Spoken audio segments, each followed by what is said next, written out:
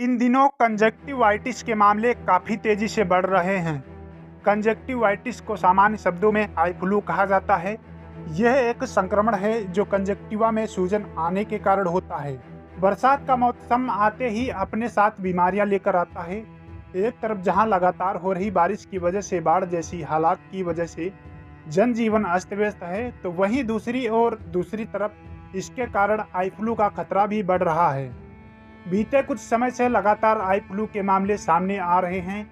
ये फ्लू इतनी तेजी से फैल रहा है कि आए दिन अस्पताल में लोग इस फ्लू की शिकायत लेकर आ रहे हैं।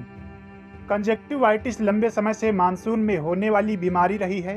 कंजक्टिवाइटिस, जिसे आमतौर पर आई फ्लू के नाम से जाना जाता है, मौसमी चुनौतियों और मानसून के चलते इसके मामले लगातार बढ़ रहे हैं।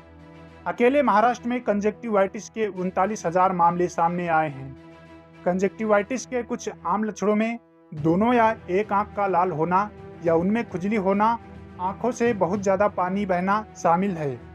कंजक्टिवाइटिस दो शब्दों कंजक्टाइवा और आइटिस से मिलकर बना है, जहां कंजक्टाइवा यानी आंखों की वह पतली झिल्ली जो सफ़ेद भाग को ढकती है, और आइटिस यानी सूजन। कंजक्टिवाइटिस में आंखों का लाल होना और पानी बहना सबसे आम लक्षण है। भारत में आमतौर पर बारिश के मौसम में इसके मामले बढ़ते जा रहे हैं। बरसात के मौसम में मानसून में ही आई फ्लू का रिस्क ज़्यादा क्यों बढ़ जाता है? क्योंकि मानसून में फंगल इन्फेक्शन समेत हवा में प्रदूषण और वातावरण में नमी के बढ़ने से मौसम में नमी के कारण वायरस, बैक्टीरिया और एलर्जी बढ़ने लगती है, जिससे आई फ्लू संक्रमण फैलता है और लोगों के आंखों में परेशानियां होने लगती हैं। कंजक्टिवाइटिस में आंखों का सफ़ेद हिस्सा गुलाबी या लाल दिखने लगता है, इसलिए इसको पिंक आई के नाम से भी जाना जाता है। कंजक्टिवाइटिस की कुछ आम वजहों में वायरस, बैक्टीरिया, एलर्जी और कुछ केमिकल का आंखों में चला जाना होता है। वर्तमान में जो आंखों का संक्रमण फैल रहा है, इसकी वजह जल जनित वायरस और बैक्टीरिया है। कंजक्टिवाइटिस के बारे में एक सबसे जरूरी बात है कि संक्रमित आंखों को देखने से आपकी आंखों में कंजक्टिवाइटिस वायरस फैल जाएगा, तो यह धारणा महज एक भ्रम है, क्योंकि यह बीमारी सिर्फ संपर्क में आने से भी फैलती है और किसी को आई फ्लू हो चुका है तो उसके संपर्क में आने से बचना चाहिए। उसकी आंखों से निकलने वाला डिस्चार्ज से संक्रमण फैल सकता है, जो देखने से नहीं फैलता है।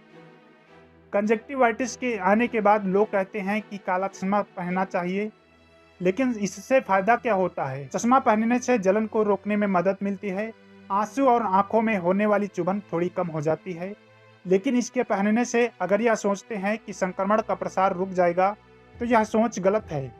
चश्मा पहनकर और भीड़ भाड़ वाली जगहों या कार्यालयों में जाने से दूसरों को संक्रमण नहीं होगा, यह पूरी तरह से गलतफहमी है। वायरल कंजक्टिवाइटिस के ज़्यादातर मामलों में आमतौर पर बगैर किसी उपचार के 7 से 14 दिनों में मरीज ठीक हो जाते हैं। हालांकि मौसमी वायरस से उत्पन्न मामलों में डॉक्टर से परामर्श लेना चाहिए कि वह ऐसे संक्रमणों के लिए उपयुक्त दवाएं दे दे और तकलीफ से बचा जा सके। इसके साथ ही रोगी बुनियादी रोकथाम के तौर पर अपने कपड़े, रुमाल और इर्द गिर्द की जगह को साफ सुथरा रखे, बार बार हाथ धोए और यह ध्यान रखे कि उससे संक्रमण फैले नहीं। यदि आप में आई फ्लू के लक्षण दिख रहे हैं तो इस बारे में किसी विशेषज्ञ से संपर्क करके इलाज कराएं।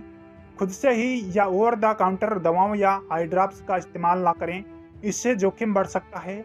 आंखों में होने वाली कई अन्य समस्याओं में भी आई फ्लू की तरह के ही लक्षण हो सकते हैं, इसलिए लक्षणों के सही कारण को जानना और इसका इलाज कराना आवश्यक हो जाता है। अगर आपको कंजक्टिवाइटिस से बचना है तो हाथों की स्वच्छता को बनाए रखें और अपने हाथ को बार बार धोएं, क्योंकि गंदे हाथों के कारण ही यह तेजी से फैलता है।